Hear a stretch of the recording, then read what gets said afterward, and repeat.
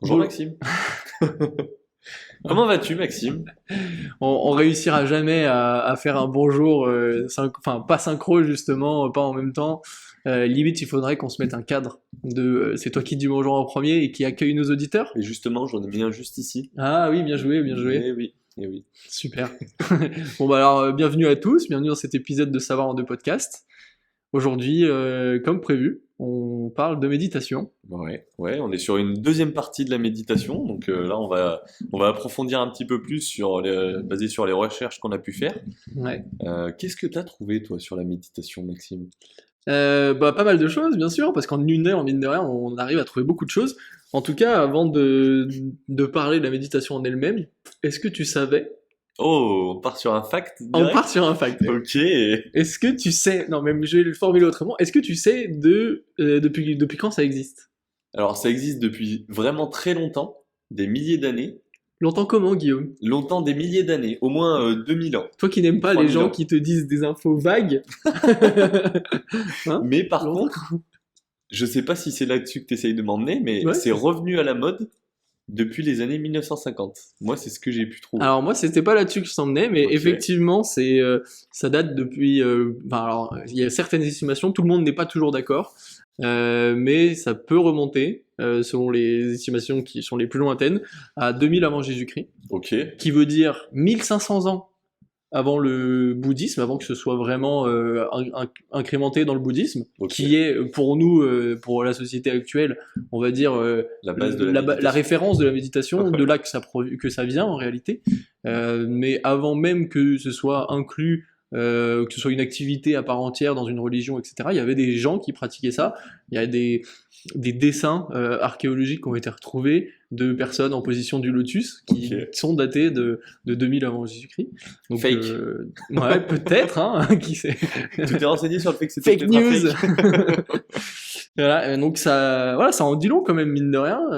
Ça veut dire que c'est une pratique qui est vieille, donc potentiellement qu'elle a des effets positifs. Ouais. Mais j'imagine qu'on va en parler dans cet épisode. Mais surtout, ce que je me dis, c'est que, tu vois, on en a parlé un petit peu dans le premier épisode, comme quoi ça pouvait venir de certaines religions et autres. Et en fait, pas du tout. C'est surprenant. Ou alors peut-être que ça vient d'encore plus anciennes religions qui étaient là avant le bouddhisme, et que le bouddhisme est une genre de, j'en sais rien, une nouvelle religion, qu'une doctrine peut-être qui Ouais. était dans une ancienne religion qui n'existe plus, peut-être, je sais pas. Ouais, possible, non, mais c'est vrai. Et puis après, bon, à la fois que ça vienne d'une religion ou non, ça reste une pratique que nombre de gens pratiquaient, en tout cas à cette époque-là. Et d'ailleurs, je pense que encore aujourd'hui, il y a beaucoup de gens qui pratiquent la méditation sans être nécessairement bouddhistes. Ouais, c'est vrai. Je Comme pense toi, que... par exemple, Ouais, qui nous a expliqué qu'il t'arrivait de pratiquer la méditation. Et à mes connaissances, tu n'es pas bouddhiste, à moins que tu sois dans une doctrine Dans une- très extrême du bouddhisme qui serait une secte et que tu cherches à garder secret. peut-être, Et peut-être. pour les références, vous pouvez aller voir Il y a deux les derniers, épisodes. le dernier sujet qu'on a traité sur les sectes. C'est vrai, vous avez deux belles parties sur les sectes, une P1, une P2 assez endiablées, si je puis dire. Non, il y a vraiment de quoi faire, il y a de quoi faire. Ouais.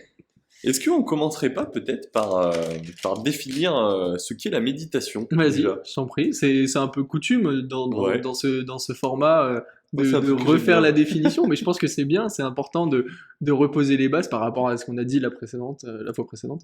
Alors, sache que donc la méditation, ça a pour but d'entraîner l'esprit à se libérer des pensées négatives. Ok. Donc ça, c'est vraiment le but premier de la méditation. Et il y a plusieurs outils dans la méditation qui vont te permettre de faire ça, comme le fait de t'asseoir, être immobile, de marcher, etc. Le fait de vider un peu ton esprit, d'arriver à te concentrer sur quelque chose de négatif et de le laisser partir. Enfin, Mhm. c'est une globalité. Et du coup, est-ce que tu sais ce que veut dire méditation en latin? Meditare? Alors j'aurais dit méditar, mais oui, si tu veux. Effectivement, Et qu'est-ce que ça veut dire, Guillaume? qui veut dire du coup, Maxime? Attends, sans regarder mes notes, c'était pas concentré, c'était autre chose. Ouais, tu vois, je l'ai même plus. Contempler. Contemplé, merci. Ouais, Tu vois, j'étais exactement. pas loin. Alors, pour être honnête, si j'avais pas fait ces recherches, j'aurais jamais pensé que ça voulait dire ça. Ouais, moi non Je plus. vois pas, enfin, maintenant je comprends le but, mais ça, c'est jamais un mot qui me serait venu. Ça aurait plus été, j'en sais rien, attendre, se reposer. Oui, c'est vrai. Tu vois, Ouais. ça aurait plus été cette définition-là que j'aurais pu donner. Et en fait, non, c'est contempler. Donc, c'est contempler soi-même, sa personne intérieure, contempler tout ce qui se passe autour. Parce que la méditation, c'est pas que les yeux fermés avec la position du lotus. Oui, d'ailleurs, en parlant de contempler, moi, ça me ramène dans mon fort intérieur et ça me fait réaliser qu'on manque peut-être de lumière, Guillaume. Est-ce qu'on ferait pas une petite Je sais pas. pause lumière, pause quelque chose, parce que le soleil va se coucher et qu'à un moment donné, on va plus nous voir. Bonjour Guillaume, voilà, après une brève interlude, histoire de ne pas nous retrouver dans le noir. Ouais, effectivement. Donc tu parlais de contemplation. De contempler non pas les lumières, mais ses propres lumières internes. Ok, bah ouais, voilà, une parfaite transition. Ouais, exactement. Donc c'est ça la définition que j'ai pu trouver, c'est simplement le fait de contempler. Voilà, Ok, ouais. C'est- Méditer veut dire contempler. c'est On très saura intéressant. Moi, pour relancer encore un peu le sujet plus loin, sans parler de définition, mais plutôt en quoi ça consiste, moi j'ai trouvé deux formes de méditation. Ok. La première qui a pour objectif de vraiment se vider l'esprit. Donc c'est exactement ce qu'on avait dit dans la première partie sur la capacité de faire partir les diverses pensées qu'on a, qu'elles soient positives ou négatives, qui sont plus comme considérées comme des interférences finalement dans notre esprit, dans un moment où on cherche à avoir le calme intérieur absolu. Et la deuxième forme, qui là est plus intéressante et qui répond à une de mes questions, parce que moi, là, tu sais, tu me mentionnais le fait que la méditation avait pour but de se connaître intérieurement, d'apprendre à se connaître, etc. Et puis je t'ai dit, mais si ton objectif c'est de vider toutes tes pensées, tu vas pas apprendre à te connaître. Et tu m'avais dit effectivement, merci de m'avoir challengé comme ça, Maxime. Bonne question. Et donc cette deuxième forme de méditation, qui vient en réalité après la première, c'est plus une notion tu vois, il faut quand même être expert, il faut d'abord avoir masterisé l'art de faire le vide avant de pouvoir aller sur cette deuxième forme, et qui là vise à faire de l'analyse de ses propres pensées. Ok. Et donc qui correspond à peu près à se dire, bon bah, pour maintenant je suis un expert, j'ai fait le vide dans mes pensées, je laisse une pensée arriver, et quand elle arrive, je l'analyse. Qu'est-ce que cette pensée vient faire là? D'où elle vient? Qu'est-ce qu'elle me fait ressentir? Pourquoi je pense à ça? Est-ce que c'est urgent? Est-ce que c'est pas urgent? Est-ce que c'est un problème à traiter? Ou est-ce que c'est juste une pensée comme ça? Et c'est ça finalement qui va te permettre à la fois déjà de régler certaines choses de ta vie potentiellement, et à la fois d'apprendre à te connaître, parce que cette introspection va faire que tu vas analyser ta réaction par rapport à ces pensées, que ce soit tes émotions. Et là, on peut se référer à notre épisode sur l'intelligence Ouais, émotionnelle. j'étais en train d'y penser Et justement. bah ouais, c'est obligé, moi j'y On est en pense plein toujours. dedans. Euh, et, et du coup, ça te permet de te corriger. Typiquement, si tu as une pensée qui te vient en tête qui est ah, ça me saoule de devoir passer après mon conjoint, ma conjointe, et de ranger les placards, etc. D'un seul coup, la pensée te vient. Tu te dis, mais pourquoi ça te saoule tant que ça? Tu vois, tu peux l'analyser.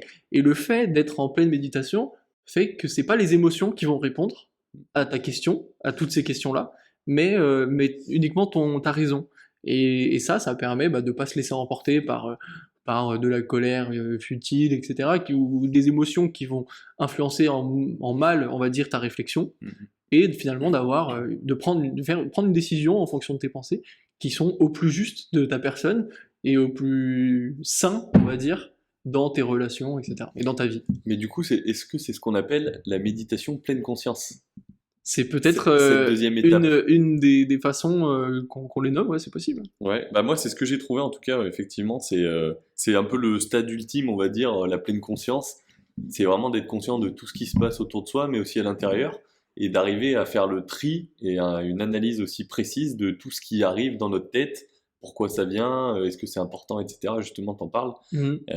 C'est ça du coup la méditation pleine conscience. Donc là, c'est ce que tu disais, c'est le stade expert des méditeurs, peut-être. C'est ton évolution Pokémon, quoi. Ouais. Il y a deux évolutions par contre. Ah oui, oui. Non, et la méditation transcendantale Ah oui, aussi. c'est ce que j'allais te dire, j'allais te lancer, il y a peut-être une troisième. On en a parlé pendant les sectes, mais j'ai pas fait de recherche dessus en fait. J'ai quelques connaissances dessus. Là, on parlait vraiment de méditation en elle-même Ouais. et j'ai pas poussé plus loin que ça. Mais du coup, moi j'avais un objectif à la base pendant ces recherches, c'était de savoir si la méditation était potentiellement une médecine Ouais, ou pouvait devenir justement une médecine conventionnelle comme on a pu l'entendre dans l'épisode sur les médecines alternatives. ouais. Alors, dis-nous, t'as trouvé Alors, quoi?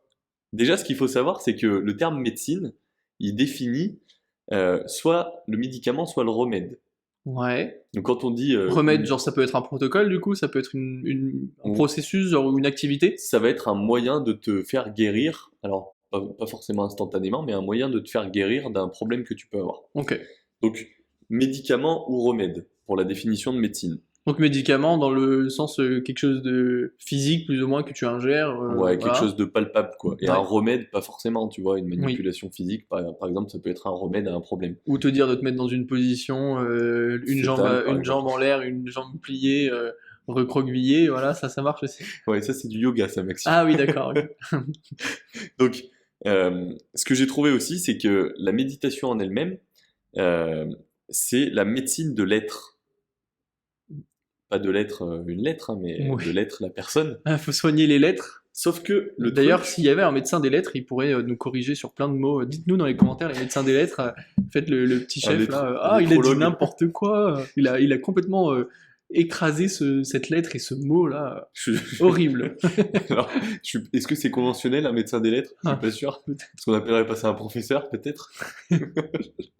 Ou alors quelqu'un qui met des timbres sur des enveloppes. Oui. Oui. C'est une autre forme de lettre. Allez, changeons de sujet. Donc, Point. on parlait de la médecine de l'être. Pas des lettres, mais de l'être en lui-même. Donc L apostrophe, Ouais, E j'arrive pas à le accent, définir différemment. E chapeau, Le chapeau, ouais. chapeau TRE. Ok. Donc, on parlait de la méditation pleine conscience. On appelle ça mindfulness aussi. Ok. Voilà. Donc en anglais, Ouais, exactement. pour préciser, Donc, hein, c'est pas en espagnol. En espagnol, on dit meditazione, Donc mind qui veut dire l'esprit et puis fullness qui veut dire hein, qui veut dire l'ancienne génération de consoles, ok. mais entièrement, fullness. Fullness. Pour ceux qu'on la ref. Pour ceux qui l'ont pas resté, ça va être plus intéressant par la suite. Ok, donc médecin de lettres. Médecine Ouais. de lettres. Ouais, effectivement. Et en fait, donc la médecine en elle-même, c'est l'art de guérir. Ok. Sachant que la méditation, est-ce que ça peut devenir ou pas une médecine? Donc là, on en vient vraiment au vif du sujet. De ce que j'ai pu trouver, première chose, non. Ah, comme ça, direct, sans transition, sans préparation, Voilà. pas de pommade, non. Pas du tout. Ok. Et là, du coup, je vais pas te donner de justification, je vais juste te dire non, j'ai raison, et on arrête cet épisode. Super, allez, bon. C'était Guillaume et tu ranges, Maxime, à la parce que moi, semaine je dois y prochaine. aller. Non, bien sûr. Donc la méditation, ça peut être un outil de la médecine, mais ça sera pas une médecine en elle-même. Ok. Après, c'est ce que j'ai trouvé, c'est toujours pareil, on n'est pas expert, on n'a qu'une heure pour faire nos Oui. recherches, et j'avais pas que ça à chercher. Oui, et puis si vous voulez un peu de complémentarité à ces informations, vous pouvez vous référer à encore un épisode précédent qu'on a fait sur les médecines alternatives, Ouais. et dans lesquels la méditation rentre. Voilà, Ou sont vous considérés. pouvez aussi faire vos propres recherches et nous l'écrire en commentaire. Ouais, C'est vous qui voyez. ça marche aussi. Donc, comme je disais, ça pourrait devenir un outil, la médecine, mais ça sera pas un impact direct, Ouais. dans le sens où pour que la médecine soit une médecine, il faut que ça soit du positif. Tu vois, par exemple, quand tu vas chez le kiné, c'est de la médecine, ça a un impact positif, t'as moins mal. Mhm. Là, il y a des impacts négatifs à la méditation, Ok. dans plusieurs cas différents. Ça, tu vois, on en parlait dans l'épisode 1. On se disait, mais qu'est-ce qui peut bien y avoir de négatif dans la méditation? J'en ai trouvé également, et c'est vrai que Et c'est pour être assez honnête, logique en fait quand on y pense. ouais, mais on s'en rendait pas forcément Ouais. compte sur le moment parce que on avait uniquement notre appréciation de la méditation. Mhm. Et maintenant, elle est un petit peu plus étoffée par des côtés négatifs à celle-ci. D'accord, ok. Donc, Et donc ça revient un peu à ce qu'on disait sur l'épisode sur les médecines alternatives, où pour qu'une médecine soit approuvée comme une médecine, il faut qu'il y ait plus de bienfaits ouais, que d'effets secondaires. ouais, Et exactement. que ce soit, enfin voilà, que la Qu'il y ait balance beaucoup soit d'études suffisamment. et qu'il Voilà, y ait eu des recherches ça. approfondies dans tous les cas de figure qui aient Ouais. été faits. Là, en l'occurrence, sur les cas de figure négatifs que j'ai pu trouver, il n'y a pas suffisamment d'études pour savoir s'il y a d'autres cas dans lesquels ça peut entrer en ligne de compte, tu vois. Ouais. Donc, en l'occurrence, la pratique intense, je pense que c'est dans tous les domaines la même chose, la pratique intense est négative. pas dans tous les cas, mais en grande majorité. Putain, mais c'est surprenant parce que ça veut dire les moines bouddhistes qui passent littéralement 8 heures de leur temps à Des faire fois 24. ou plus, ouais. Je prends une moyenne, on va le dire moyenne gérable parce qu'il faut quand même manger, dormir, etc. Mais mais Peut-être qu'ils dorment quand ils méditent en fait. ah C'est peut-être. peut-être des mythos. Et je crois pas parce que du coup mindfulness c'est le fait d'être pleinement éveillé et conscient de son propre corps donc tu peux pas Et dormir. mind sleepness, non? Peut-être. C'est la méditation somnolente, Ouais. celle-ci. On l'a étudié justement dans l'épisode sur le sommeil, c'est faux.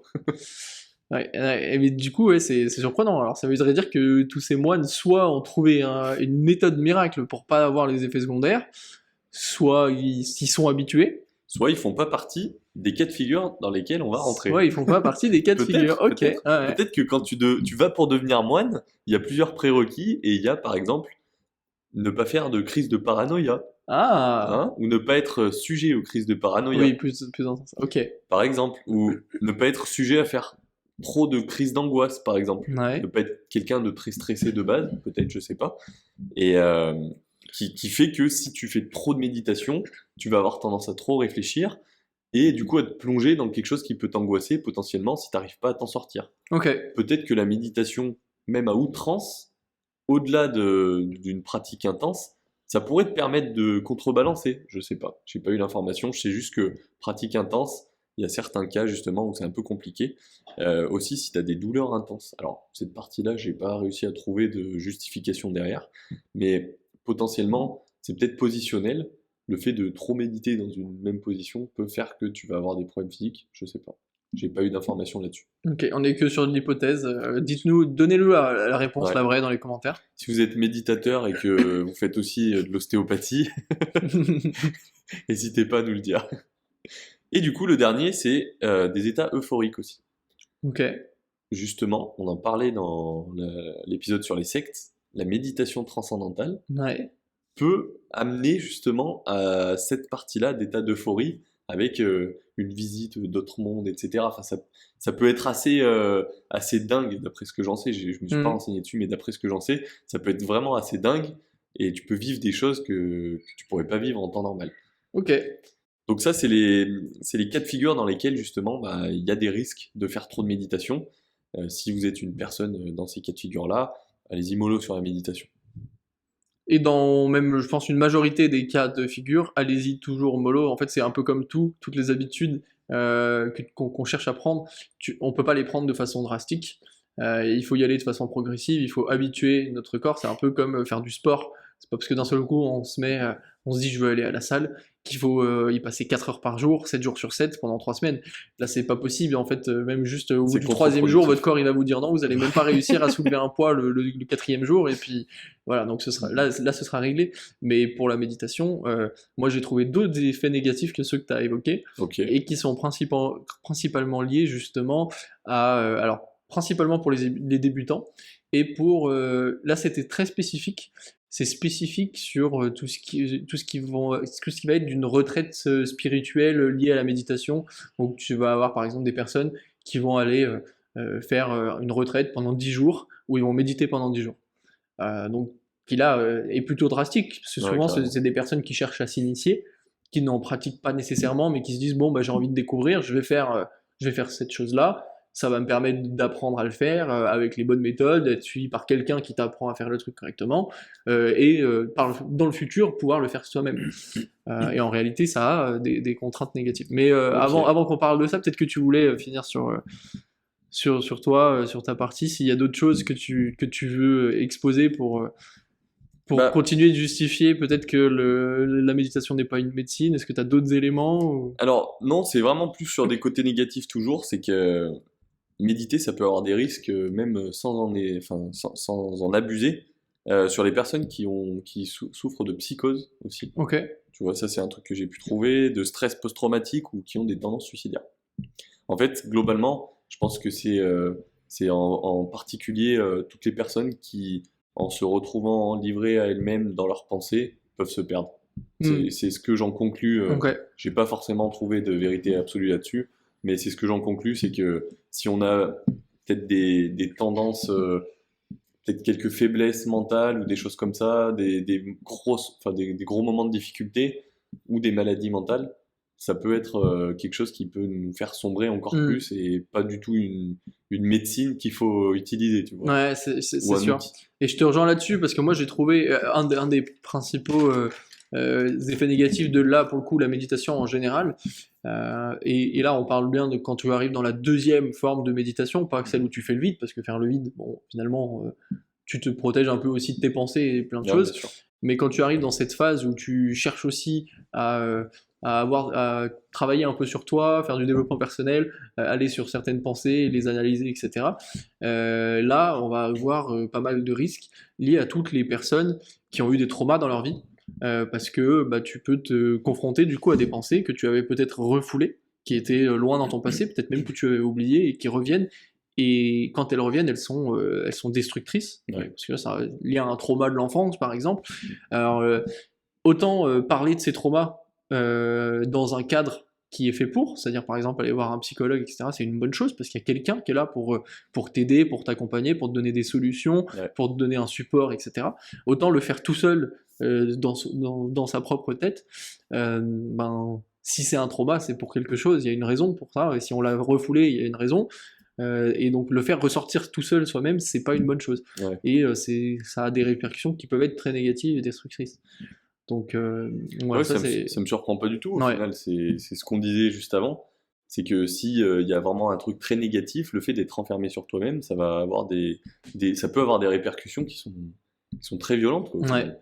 Et là, ce qui est fou, c'est que plus on parle, tu vois, plus je me dis qu'il y a un côté hyper conflictuel avec finalement l'objectif de la méditation qui est dans un sens De trouver la paix. de trouver la paix, de faire le vide avec soi-même, enfin de faire le vide, etc. Enfin, même, on en parlait dans la partie 1, souvent les personnes qui vont faire de la méditation sont des personnes qui en ressentent le besoin, donc des personnes qui ont certains conflits ou qui sont stressées, Ouais. donc soumises peut-être à Ouais. des crises d'anxiété, d'angoisse, etc., comme tu mentionnais. Donc finalement des personnes pour qui justement ce serait pas recommandé de faire de la Ouais. méditation. Et donc il y a un conflit où l'objectif c'est de solutionner des problèmes, et en réalité la méthode est pas la bonne, quoi. Parce que Peut-être cette que méthode c'est en elle-même va finalement avoir des risques assez élevés d'avoir totalement l'effet inverse. c'est peut-être le type de méditation qui serait pas adapté. Oui, c'est La possible. méditation Ouais. pleine conscience est pas du tout adaptée dans ce cas de figure-là où on a Ouais. des personnes dépressives, on a des personnes qui sont soumises aux crises d'angoisse ou des choses comme ça. Et à l'inverse, la première forme de méditation, celle qui permet vraiment de faire le vide et de laisser partir les pensées. Là, c'est vraiment, on va dire, trouver la paix d'esprit, tu vois. Mm. T'as la paix de l'esprit contre l'analyse de soi, la connaissance de soi, tu vois. Ouais. Et je pense que dans le premier cas de figure, ça peut aider. Dans le deuxième, c'est Un une peu fois moins. qu'on est soigné, peut-être qu'on va mieux et qu'on peut continuer dans cette lancée, tu vois. Ok. Ouais. Après, c'est ce que je pense, hein, c'est un avis. Ouais, non, c'est très intéressant Je donne ma opinion. comme retour, comme réflexion, ouais, bien sûr. Donne ton opinion. Mais tu parles de cette première forme de méditation qui potentiellement n'aurait pas ou peu d'impact négatif, et donc je vais revenir moi sur la partie que je t'évoquais tout à l'heure, et qui en réalité peut avoir des impacts négatifs. Ok, Il se trouve que le fait de faire beaucoup de méditation, surtout quand on n'est pas habitué, ça peut avoir un impact sur le système nerveux. ok, Et donc, cet impact sur le système nerveux, il a plusieurs façons se former, en tout cas de se concrétiser, j'ai pas Se j'ai pas mon développer, mot, quoi. mais de se De se... matérialiser Ok, dans ta vie, voilà. Ça peut être par exemple par des mouvements involontaires, des spasmes à un moment où tu t'y attendais pas. Ça pourrait être par exemple quand tu es au volant d'une voiture et que tu mets un coup de volant sans faire exprès, parce que en fait, le moment où tu fais une méditation, tu t'entraînes aussi à ralentir ton corps. ok, À ralentir ton corps et du coup à ralentir beaucoup de mécanismes de ton corps. Et donc ça peut les perturber. Parce que notre corps, s'il fonctionne tel qu'il fonctionne tout le temps, c'est par certains mécanismes. Et donc c'est pour ça que la méditation doit être quelque chose qui est fait progressivement, parce que tu dois habituer ton corps à le faire. De la même façon, je faisais l'analogie avec le sport, c'est la même chose. Tu dois, entre guillemets, muscler ton corps ouais, à être capable de faire de la méditation. ouais, bien sûr. Donc il y a cette forme de matérialisation, ça peut être même juste simplement avoir l'effet inverse de créer de l'anxiété. Ok. Ça peut être de l'hypersensibilité perceptive, donc être un peu trop sensible aux lumières, à un mouvement, ce genre de Un choses. bruit répétitif. Ouais, à plein de choses. Ok. Ça peut être de l'hypersensibilité émotionnelle, tout simplement. Être plus sensible à des émotions d'autrui ou à ses propres émotions. Ça peut rendre empathique, c'est ça que tu dis? Ah bah peut-être, mais je pense que ça a plus de risques, étant donné que notre environnement, on est humain, Il y a une est énorme souvent source de plus de sollicitation. négatif que Ouais. de positif. Je pense que tu absorberas plus les, les émotions négatives que les émotions positives comme l'empathie. C'est un petit peu comme ce qu'on appelle être une éponge, c'est ça? Est-ce que Possible. ça rentre là-dedans, une éponge émotionnelle? Bah, l'hypersensibilité émotionnelle, ouais, c'est souvent ce qu'on catégorise comme être une éponge. Après, c'est quelque chose de très spécifique, donc je vais pas m'aventurer là-dedans. Attention, D'autant Maxime. qu'il y a beaucoup de personnes qui en sont entre guillemets victimes, en tout cas qui sont dans ce cadre-là. Je pense que si C'est tu... quelque chose qui est encore pas assez Ouais, parlé, mais qui est exactement. en train justement de commencer à se faire entendre. Bah, si tu sais pas que t'es ce style de personne, que t'as ce don, on va dire, cette attribution, Ouais. tu vas avoir beaucoup de mal à le vivre parce que tu sais pas ce qui se passe et tu comprends pas ce qui se passe. Mm. Mais par contre, si tu le sais, que tu en es conscient, intelligence émotionnelle, tu apprends à te connaître, derrière, tu vas pouvoir développer ça et t'en servir comme tu le souhaites, tu vois, à Ouais. des moments dire oui, à des moments dire non. Ouais, et puis avec beaucoup aussi de communication, de sensibilisation aussi sur le sujet, hein. C'est Ouais, important. bien sûr. Puis tu peux avoir aussi des sentiments d'agitation, en fait. Ok. Bon, En voilà, méditant, du coup, suite à la méditation. bah, suite à la méditation, ouais, c'est des effets du fait que tu as perturbé, entre guillemets, ton système nerveux.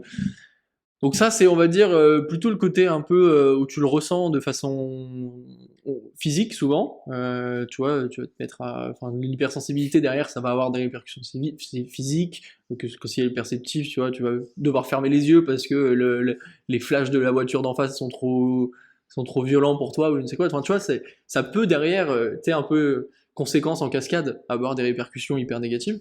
Ouais. Et ensuite, on peut avoir...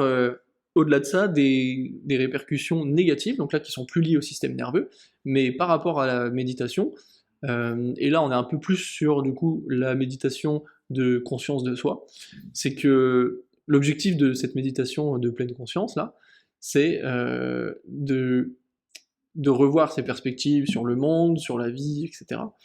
Et le fait de s'y enfermer ou de le faire à outrance, ça peut totalement dérégler les choses.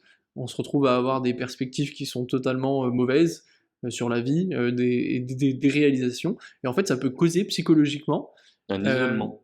ouais, un isolement par le fait que tu vas avoir ce qu'on appelle une dissociation. Ok. Donc en fait, tu as l'impression limite de ne plus être dans ton Du corps, corps de et voir de ton l'esprit. de Ok. voir la vie de l'extérieur, Ok. donc de voir les gens, etc. Parfois, il y a des témoignages de personnes qui avaient l'impression que quand ils avaient des pensées, ça venait de quelqu'un d'autre.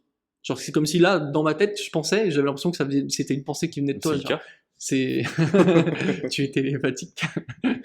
Bon, moi, j'imagine même pas l'histoire, ça doit être Ouais. très très troublant. Ouais, ça va être Des super trucs comme la déréalisation, tu as même l'impression qu'on n'est même pas réel. Ok. Tu remets tout en question, tu as l'impression que plus rien n'existe. Et puis après, tu peux avoir des déconnexions. Des déconnexions où, comme tu t'habitues en fait à faire le vide, bah, tu te retrouves à faire le vide d'un seul coup, sans t'en rendre compte. Donc tu peux avoir un trou de mémoire, tu peux juste. Je reprends l'exemple de la voiture, mais oublier d'accélérer ou oublier que le feu était rouge et donc du coup tu grilles le feu rouge ou je ne sais quoi, parce que tu as eu une déconnexion mentale En fait, liée à ça. c'est fou ce que tu es en train de me dire. Quand je t'écoute là, Ouais. t'aurais pas expliqué avant de quoi tu parlais. Là, j'ai l'impression que tu me parles de drogue.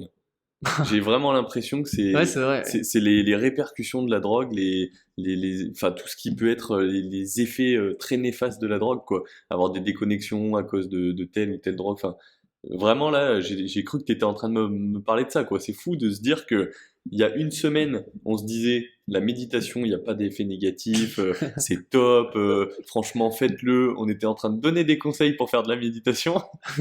Et là, cette Entre semaine, guillemets, hein. entre guillemets, oui. Non, mais c'est des recommandations, pas des conseils. Et là, cette semaine, du coup, tu me dis, mais en fait, voilà, il y a ça, il y a ça, il y a ça. Là, je je suis sur le cul. Et pas parce que je suis assis, hein. C'est vrai que t'es assis. Non, Et que t'es mais sur le cul. c'est ce que je trouve fou, en fait. C'est que, en l'espace d'une heure de recherche, tu as réussi à trouver tout ce qu'on avait besoin de savoir, enfin, une grande majorité de ce qu'on avait besoin de savoir, Bien sûr. pour savoir si c'est bien ou pas dans tel et tel cas, et ce que ça peut provoquer à outrance, et enfin, c'est Mm. fou, en fait. Ouais, mais c'est sûr. Et en fait, c'est le reflet, encore une fois, de l'utilité de ce concept. Moi, je le répète, je le dis peut-être trop souvent dans les épisodes, mais Pas assez, en fait, je Maxime. pense que c'est même pas assez souvent. 3 parce fois que je par pense qu'on épisode, devrait au le moins. répéter régulièrement pour que tout le monde comprenne. Mais mine de rien, on a beau se dire qu'une heure, c'est court. Enfin, franchement, quand tu fais les recherches sur une heure sur un sujet, ça passe très vite. Ouais, ça passe très, très vite. Tu vois beaucoup de choses, il y a beaucoup d'éléments, etc. T'as Mais même pas le temps de tout prendre, en fait. bah ouais, il Tu prends la faut être bon en prise de globalité. notes, faut être capable de pas aussi se laisser aspirer par un article, puisque t'as parfois des articles qui sont hyper Très longs. complets, qui sont très longs. Si tu essayes de tout lire, bah en fait, en une demi-heure, t'as passé ton temps sur un article, Ouais. et ils font beaucoup de redites, etc. T'as beaucoup de paraphrases, donc il faut aussi avoir une capacité d'analyse et de recherche qui est forte et très folle. Est-ce que méditer t'apprend à avoir cette Enfin, meilleure capacité d'analyse? pour l'instant, je médite pas, donc je sais pas, mais je pense pas que ce soit ça. Je sais pas si c'est lié absolument. Et est-ce que tu penses que tu méditeras après cet épisode? Euh, alors, peut-être pas sur la méditation, mais c'est là où j'aimerais peut-être moi en off après faire les recherches sur voir un peu ce qu'est la différence entre sophrologie et méditation, parce qu'il y a certaines formes de sophrologie qui sont un petit peu liées à la méditation. Parce que le fait de, par exemple, la sophrologie, donc qui est le fait de travailler sur sa respiration, Ouais. pour ceux qui savent pas, bien sûr, le fait de passer ton temps à compter, par exemple, tes respirations, bah en fait, tu bloques les autres pensées. Parce que si tu es focalisé sur Ouais, une bien pensée sûr. de faire 1, 2, 3, 4, 5, tu bloques les autres. C'est Donc comme d'une quand certaine façon, et d'ailleurs, je pense qu'il y a des méthodes dans la méditation où on vous dit, bah, compter jusqu'à 1000, tu vois. c'est Peut-être. comme quand on dit pour le sommeil, comptez les moutons avant de vous endormir. Ouais, C'est pour faire le vide. En fait, Ouais, mais c'est carrément. une méthode de sophrologie depuis toujours, qui se transmet de père en fils et de mère en fille. Fils de boulanger, pour ceux qui ont la rêve. Mais voilà, et du coup, là, moi, je suis un peu plus là-dessus parce que je connais un peu la méthode Wim Hof. Et là-dessus, dans la méthode Wim Hof, t'as pas mal d'exercices de respiration. Et j'avoue que je pense être capable d'obtenir ce dont j'ai besoin au travers de ces exercices-là plutôt que ceux de la méditation. Ok. Mais peut-être, à voir ce que je vais découvrir dans mes recherches, moi, sur la sophrologie, peut-être que je me mettrai aussi à la méditation, peut-être que je vais trouver deux utilités différentes et que je pourrais y faire une place dans mon quotidien. Ou peut-être que je vais réussir à te montrer la voie de la méditation Ok, en passant sur les bienfaits de celle-ci. ok, bah alors c'est fou parce que justement, moi j'allais te retourner la question. Est-ce que, suite à ce que j'ai dit, est-ce que tu vas revoir tes a priori que tu avais sur la méditation? Est-ce que tu vas remettre en question le fait de méditer ou pas? Alors, Mais voilà, vas-y. par rapport à ce je vais direct répondre. Par rapport à ce que tu m'as dit et à ce que j'ai trouvé, c'est vrai que je m'attendais pas à ça. Je m'attendais pas à tomber sur des choses négatives tout court, Ouais. en fait. J'étais persuadé qu'il y avait que des bienfaits et j'avais pas forcément la perception de me dire, bah oui, c'est vrai que dans tel cas de figure, ça peut être négatif, etc. Maintenant, je l'aurai et je suis persuadé que là, les infos qu'on a pu trouver et ce cas de figure-là va nous aider dans d'autres cas de figure qui pourraient être similaires. Ouais. Et je pense que la méditation est un outil d'intelligence émotionnelle. Ouh. Tu vois, Ok. sans trop m'avancer là-dessus, Ok, vas-y. je le placerai là-dedans parce que ça permet de se connaître soi-même, ça permet d'analyser ce qui se passe, Je les suis pensées, assez etc. d'accord. Sur Tu vois, le concept en lui-même, et encore une fois, avec toute la bonne intelligence de le faire de façon progressive, etc., de le faire de façon intelligente finalement, je pense qu'on peut éviter assez, entre guillemets, facilement, Ouais. avec des pincettes, hein, facilement les effets négatifs et se concentrer sur les effets positifs dans ce cas-là que tu vas nous évoquer. Après, ce que je me dis aussi, c'est que l'avantage de la méditation, c'est que tu vas pas prendre une drogue que tu vas mettre dans ton organisme et qui va devoir s'évacuer, etc. C'est que si une fois ça se passe mal, Hmm. tu le fais plus. Oui. Ou tu le fais moins, par exemple. Oui, bien Ça sûr. peut se contrôler, ça reste toujours ça vient de nous-mêmes, ça vient de notre respiration, de nos pensées. Si ça se passe mal une fois, tu le refais plus, mais tu peux pas devenir addict, contrairement à une drogue, tu vois, par exemple. Ouais, c'est vrai. Et quand je fais ce parallèle-là, je me dis, la méditation, ça a quand même beaucoup de positifs, Il y a un petit peu de négatif dans certains cas de figure, mais ça a quand même beaucoup de positifs. Oui, et puis en fait, le cas où tu pourrais en devenir addict, c'est si vraiment tu ressentais que le positif. Si vraiment ça répondait à tous tes besoins, que ça te permettait finalement de bien faire le vide comme tu as envie, que ça te permettait d'analyser tes pensées comme tu le souhaitais, etc. Mais tu ne deviendrais pas addict si ça avait les effets négatifs. Alors que typiquement prendre une drogue, si tu ressens les effets négatifs, le côté addictif qui se trouve, les substances qui sont dans la drogue font quand même effet. Donc c'est vrai que là c'est assez différent. C'est un peu, ouais, c'est pas tout à fait la même chose. Après, bon, ça reste quand même un outil, la méditation, et je vais essayer de te convaincre Vas-y. de méditer dès maintenant. Bon, peut-être à la fin de l'épisode, parce que sinon tu risques de parler tout seul.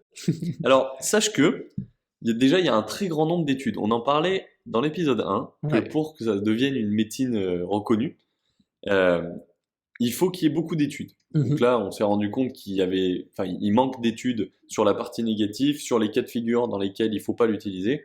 Et c'est pour ça que ça ne peut pas devenir une médecine ou l'outil d'une médecine, pour le moment. En fait, il y a beaucoup d'études sur les trucs, sur les effets négatifs, mais qui sont trop spécifiques à certains cas de figure, comme on l'a évoqué. En fait, on ne sait pas sur le sens large de la méditation. On ne sait pas si ça peut toucher d'autres cas de figure, pour tel style de personne, peut-être que pour ça va bien la soigner, mais comme elle a ça aussi, ça va pas fonctionner, et en fait, il va y avoir un conflit et ça va poser un problème. Donc ça, on n'a pas encore assez de recul, pourtant il y a beaucoup d'études qui ont été faites et qui prouvent que la méditation, du coup, ça te permet. Là, on est en plein hiver, on a été malade récemment, et ça permet de booster l'immunité de ton corps. Ok, donc, intéressant. Ça rejoint ce que je te disais pendant l'épisode 1. Je sais pas si tu te souviens. Ouais, si. Je t'expliquais l'histoire du gars, justement, qui avait réussi à évacuer ou à ne pas être malade suite à l'injection d'un virus dans son corps, uniquement en méditant et en se concentrant sur tout ce qui se passe dans son corps et en gros en faisant sortir le virus qui venait de rentrer. Moi, la question que je me pose, c'est est-ce que tu faisais référence à justement Wim Hof ? Peut-être. Parce que aujourd'hui, la méthode Wim Hof repose justement sur cette partie sophrologie qui est aussi une forme de méditation. Après, ce que cet homme est capable de faire est très très large. C'est-à-dire qu'il n'y a pas juste la respiration. Il est aussi capable de se concentrer sur sa circulation sanguine, de visualiser, on va dire, intérieurement ce qui se passe et tout ça, et de du rester coup, dans potentiellement d'avoir un contrôle, et... exactement. Et c'est ça qui lui permettait justement, et c'est pour ça qu'il est connu principalement, au niveau scientifique en tout cas, d'avoir été capable de lutter contre une injection de grippe grâce à sa méthode, et qu'il a été capable aussi de reproduire avec certains de ses élèves qui ont été choisis aléatoirement, et qu'il leur a appris le truc en 3-4 jours pour leur faire le même test avec les injections, le froid, etc. et qu'ils ont réussi à tout passer en quelques jours. Donc ça, c'est ce que tu as trouvé en faisant tes recherches? Non, ça, c'est ce que moi j'ai découvert il y a déjà quelques temps. C'est des méthodes que je mets déjà en application dans ma vie, et qui sont du coup intitulées sous le nom de la méthode Wim Hof.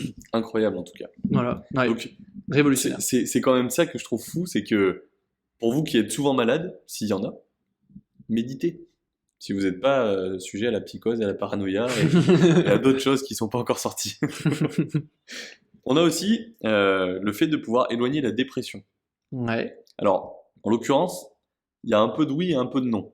Parce que méditer en seul, si ça nous déprime d'être seul ou que ça nous fait ruminer sur nos pensées, c'est peut-être pas bon. Mais dans certains cas, ça peut l'être, notamment pour prendre du recul. En fait, c'est ça qui est important, c'est d'avoir la capacité de pouvoir analyser les pensées qui viennent, prendre du recul dessus et se dire, bah en fait, ça c'est moi qui pense que c'est comme ça, mais en fait c'est pas comme ça, etc. C'est juste de l'analyse de pensée. C'est être capable de se dire, bon, en vrai, c'est moi qui me fais des films. À tes souhaits, Guillaume. Merci. J'en ai peut-être un autre. Ah oui. Et voilà, c'est les aléas les aléas du direct. Du direct, on va dire, mais c'est pas réellement en direct, mais les aléas du no-cut. Même si on a plus ou moins fait un cut déjà au début d'épisode par rapport à cette lumière. Ouais, mais la lumière, c'est plus important que l'éternuement. Et est-ce qu'on ne serait pas sur l'épisode du paranormal? C'est-à-dire qu'il aura fallu qu'on parle du fait qu'on n'a pas fait de coupure pour que d'un seul coup, notre trépied se mette à trébucher. C'est comme s'il lui manquait un pied. Comme s'il avait que 3 pieds. 2 pieds, c'est un dépied du coup. 2 pieds ou un humain? Je sais pas. Un humain. Voilà, et donc nous revoilà. Donc, nous revoilà pour continuer sur les bienfaits justement de la méditation. Euh, Ça peut permettre, dans certains cas de figure, c'est ce que j'essayais d'expliquer avant qu'on soit coupé par notre caméra, d'accompagner les personnes qui ont un cancer, par exemple, Mhm. en prenant du recul sur la situation, en essayant de l'accepter. C'est un peu comme les phases de la dépression ou les phases du déni, Mhm. acceptation, etc. C'est un peu le même fonctionnement et la méditation, c'est un outil qu'on peut utiliser là-dedans. Donc ça ne sera pas la médecine qui va te permettre de te soigner, à moins que tu sois Wim Hof, peut-être, je ne sais pas. Faudrait savoir si c'est déjà arrivé ou pas. Mais potentiellement, ça peut permettre de mieux l'accepter et peut-être sur une action inattendue de te soigner, c'est possible, je le suppose en fait, je suppose. C'est C'est, intéressant. Est-ce qu'il peut pas y avoir aussi un peu d'effet placebo dans cette histoire? peut-être, mais c'est tellement peu connu et en même temps très connu qu'on ne sait pas réellement le pouvoir que ça peut avoir, tu vois, Mhm. l'étendue de ce que ça peut, où est-ce que ça peut être appliqué, etc. Je vois, Donc ouais. c'est ça que je trouve assez fou. Et dernier point, qui rejoint quand même pas mal euh, l'épisode sur les médecines alternatives. Ok. Ça permet de ralentir le vieillissement. On parlait du Botox. Ouais. C'est un Botox dans notre propre corps. Concrètement, c'est notre esprit qui va permettre, je ne sais pas comment, de ralentir le vieillissement. Alors peut-être en étant moins stressé, peut-être que c'est juste un global, une globalité de moins de stress, moins de crise d'angoisse, euh, prendre un peu plus le temps pour soi, etc., qui fait que on va pas s'oublier, et notre corps va pas s'oublier, et on va avoir moins de rides, peut-être, je ne sais Ouais. pas. Ou alors c'est juste que ça fait 1 heure de moins par jour où on a des expressions faciales qui vont venir façonner nos rides. 1 heure de moins où on a un grand sourire jusqu'aux oreilles qui nous fait les petites plissures autour des yeux, les petites plissures dans le front, etc. Sans parler d'une heure par jour. Je Oui, sais pas dans quel cas de figure ça peut être on fait applicable. pas tous 1 heure de méditation par jour, c'était juste pour l'exemple, mais effectivement, automatiquement, ça fait un petit peu de temps tous les jours en moins où on travaille pas nos rides du visage. Alors sache une chose, je vais faire une supposition. Vas-y. Est-ce que les moines qui font de la méditation toute la journée font moins vieux ou plus vieux? J'ai l'impression qu'ils font quand même moins vieux. Eh ben, je suis bien d'accord avec toi, parce Ouais. que je saurais pas leur donner un âge. Ils peuvent avoir entre 35 et 80 ans. Pour moi, ils sont Ouais, quasiment pareils, tu ouais, vois. c'est vrai. L'image que j'en ai, c'est vraiment qu'ils sont, en fait, tu ne peux pas leur donner d'âge. Enfin, moi, en tout cas, j'y arrive pas. Après, c'est toujours pareil, c'est mon point de vue, pas le vôtre. Ouais, après, il faut voir quelle représentation du moine tu as en tête. Parce que c'est vrai Habillés que... en orange, chauve, Ouais, là, avec toi, des tu es petites sur le lunettes. moine Shaolin. Mais tu vois ce que je veux dire? En Ouais, fait, bien sûr. c'est très compliqué de donner un âge. Bon, après, le fait de pas avoir de cheveux, peut-être le fait d'être tout le temps calme et inexpressif, je sais pas, c'est Mhm. possible. Mais c'est ça que je trouve assez fou, c'est que ce que j'ai trouvé corrobore quand même pas mal avec ce que je pensais déjà de la Ouais, méditation, tu effectivement. vois. Donc toi, tu te disais avant, je peux plus vieillir. Je Ouais, fais méditer, je vais arrêter de vieillir. pourquoi pas.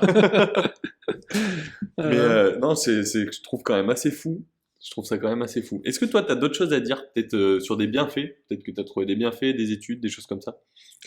Non, moi, honnêtement, le principal bienfait que j'ai trouvé, c'est honnêtement vraiment lié et qui pour moi est le point enfin, qui me convaincrait automatiquement, tu vois, de faire de la méditation, c'est ce côté développement personnel. Arriver à cette deuxième forme de méditation de pleine conscience qui te permet de prendre du recul sur, comme tu dis, sur les diverses pensées que tu peux avoir, d'être capable d'analyser quelles sont les émotions et tout ça.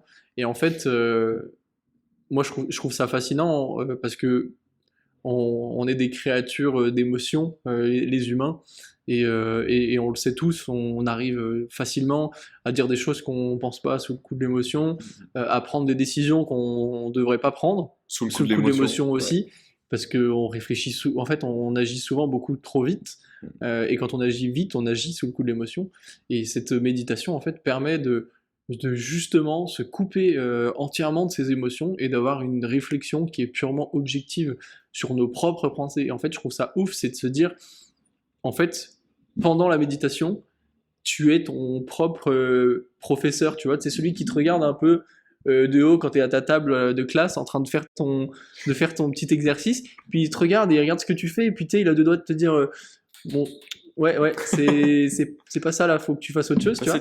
J'ai l'impression d'être cette personne-là, tu vois, d'être moi-même, mais un peu plus sage, Ouais. un peu plus sachant, un peu plus raisonnable, et qui est capable de corriger le moi de tous les jours, qui fait des bêtises, qui s'exprime pas comme il faut tout le temps, qui dit des choses qu'il pense pas, etc. Qui aurait besoin d'un docteur de lettres, justement. Exactement. Un médecin de lettres. Et du coup, effectivement, ouais, ça m'intrigue et ça me donne envie à voir ce qui peut en être. En fait, tu serais ton propre médecin de lettres, Ouais, concrètement, ouais, c'est ça. dans tous les sens du terme. Voilà. C'est beau, c'est beau. Donc toi, ton avis général à la fin de cet épisode, est-ce que tu penses continuer à méditer? Est-ce que tu penses que ça va changer ta façon de méditer, peut-être, en tout cas? Alors, j'en fais plus beaucoup. C'est ce que Ouais. je disais pendant l'épisode 1. Je médite plus trop souvent. C'est quelques fois par an, ou une fois par mois maximum. Mhm. Mais ouais, je me dis que ça a quand même un bon impact positif, rien qu'en fait pour le fait d'arriver à faire abstraction de toutes les sollicitations qu'on peut avoir à l'extérieur, par les téléphones, les télés, enfin tout en fait. Globalement, là en plus on vit en ville, Mm. il y a tout le temps des sollicitations. Ouais. Et je pense que la méditation, si c'est pas fait à outrance, et c'est pas dans le mauvais cas de figure, Ou transcendantale, la méditation? la méditation transcendantale. transcendantale, c'est un seul mot hein, d'ailleurs. Mais si c'est pas fait à outrance, ça peut vraiment permettre d'arriver à se concentrer sur soi-même, à se reposer aussi, arriver à être plus calme, à moins réagir rapidement à telle ou telle situation. Tu t'en parlais, on réagit sous le coup de l'émotion. T'es en voiture, il y en a qui pile, t'as envie de klaxonner, tu vois. T'as envie de sortir de la voiture? Bah, si tu fais de la méditation, peut-être que toi, tu vas être le gars qui va piler, et pas le gars qui va klaxonner. Génial. Soyez celui qui pile. Ouais, changez de mec, enfin, changez de vous-même. Et voilà, Ouais. c'est... Et toi alors du coup, qu'est-ce que t'en penses de la méditation? J'en pense que c'est intéressant. Comme je disais, voilà, là je pense que je vais me répéter en répondant à cette question, mais il faut le faire de façon intelligente. Je vois les bienfaits positifs potentiels, donc ça donne envie. Voir aussi à quelle fréquence, etc. Il faut trouver aussi le juste équilibre, puis ça rejoint encore une fois plusieurs épisodes où on a mentionné le fait de s'écouter soi-même, d'écouter son corps, et je pense que c'est aussi encore une fois une des astuces qui permet de trouver le bon juste milieu entre méditer et ne pas méditer, quoi. Ouais, exactement. Est-ce qu'il faut méditer une fois toutes les semaines, une fois tous les jours, une fois tous les mois, tu vois, je pense que c'est en ayant une bonne analyse de soi-même, en prenant le temps de se poser les bonnes questions, qu'on peut arriver à cette conclusion-là, et derrière tirer les meilleurs profits de cette méthode. Bien sûr. Ça Voilà. reste toujours un outil et il faut savoir utiliser les outils. Totalement. Il faut trouver ceux qui nous correspondent. Et quand on a connaissance des outils, il faut aussi savoir ne pas les utiliser. Ouais. Parce qu'il y a des outils qui ne nous correspondent pas, Ouais, exactement. qui ne nous servent pas à aller là où on voudrait, ou à obtenir les résultats qu'on souhaiterait. Et c'est aussi ça, être sage, c'est la réflexion, enfin, la capacité de dire non à certaines choses et dire oui à d'autres. Et c'est ça aussi, prendre une décision. Parfois, ne pas prendre une décision, c'est une décision. Voilà. Ou prendre la décision de ne pas faire, c'est prendre une décision aussi. Oui, aussi. Non, bien sûr. En tout cas, c'était un bon épisode sur la méditation. Ouais. Moi, je suis vraiment hyper satisfait d'avoir pu trouver du négatif et de me rendre compte qu'en fait, c'est pas le goal ultime, tout le monde doit méditer, etc. C'est vraiment, c'est comme tous les outils, ils doivent être utilisés par tel type de personnes. Certaines personnes ne peuvent pas s'en servir, Ouais. et ainsi de suite. En fait, c'est en fonction de l'appréciation de chacun.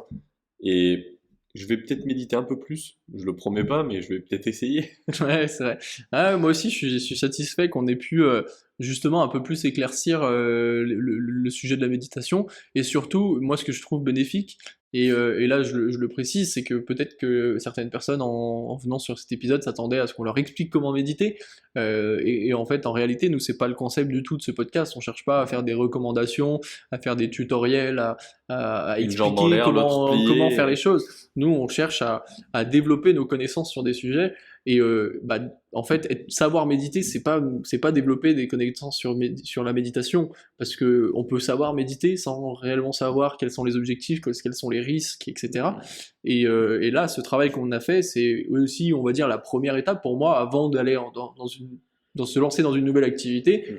c'est de regarder un peu ce qu'il Comment en ça est, fonctionne. enfin, quels sont les objectifs, quels sont les risques, c'est pour moi primordial. Je veux dire, si tu te mets à faire quelque chose et que tu sais pas si ça peut avoir des répercussions négatives sur toi, c'est quand même dangereux. Donc voilà, si jamais vous êtes intéressé par la méditation, c'est pas ici que vous allez savoir comment faire. Renseignez-vous. Il y a sûrement plein d'informations, des ateliers, Plein des de tutos gourous. sur YouTube, plein de gourous, Ouais. exactement. On a Alors, vu dans attention que ce l'épisode soit pas des précédent. gourous de secte. On l'a vu Mais, dans l'épisode précédent. Attention, pour ceux qui ont suivi, faites gaffe. Mais voilà, en tout cas, j'espère que ça vous a apporté de la valeur. Et puis moi, je suis content de terminer cet épisode de Savoir en deux podcasts C'était et de Savoir nous en deux rejoindre podcasts. sur le prochain. Et on vous dit à la semaine prochaine. À la semaine prochaine.